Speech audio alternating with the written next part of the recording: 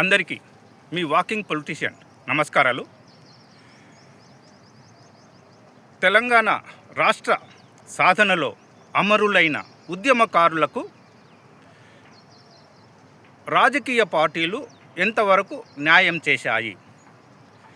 తెలంగాణ రాష్ట్ర సాధనకు మూలమైన నీళ్లు, నిధులు, నియామకాల విషయంలో పోరాటం చేసిన ఉద్యమకారులకు, నిరుద్యోగ యువతకు ప్రస్తుత ప్రభుత్వాలు ఎంతవరకు న్యాయం చేశాయి? గత 10 సంవత్సరాలు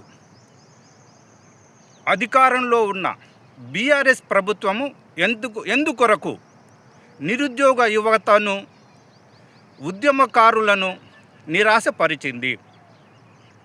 తెలంగాణ ప్రజలను ఎందుకొరకు బీఆర్ఎస్ ప్రభుత్వము మోసము చేసింది?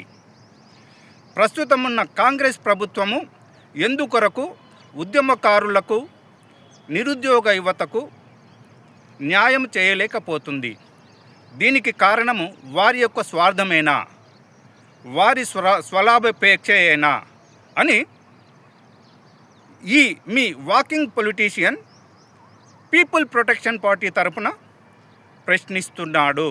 కావున ఈ బీఆర్ఎస్ పార్టీయే కానీ, కాంగ్రెస్ పార్టీయే కానీ, బీజేపీ పార్టీయే కానీ, సిపిఐ సిపిఎం పార్టీయే కానీ, బీఎస్పీయే కానీ, ఏఐఎంఐఎం పార్టీయే కానీ సమాధానం చెప్పాలి.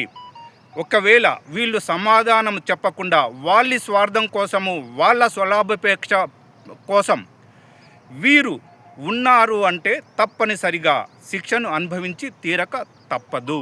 కావున ఇప్పటికైనా ఈ రాజకీయ పార్టీలు తెలివి తెచ్చుకొని ఉద్యమకారులకు, ఈ ఉద్యమంలో అమరులైన వారి కుటుంబాలకు, నిరుద్యోగ యువతకు తప్పనిసరిగా న్యాయం చేయాలి. ఒకవేళ న్యాయం చేయలేకపోతే తప్పనిసరిగా శిక్షను అనుభవించి తీరుతారని ఈ walking politician people protection party తరపున వీళ్లకు గుర్తు చేస్తూ ముగిస్తున్నాడు.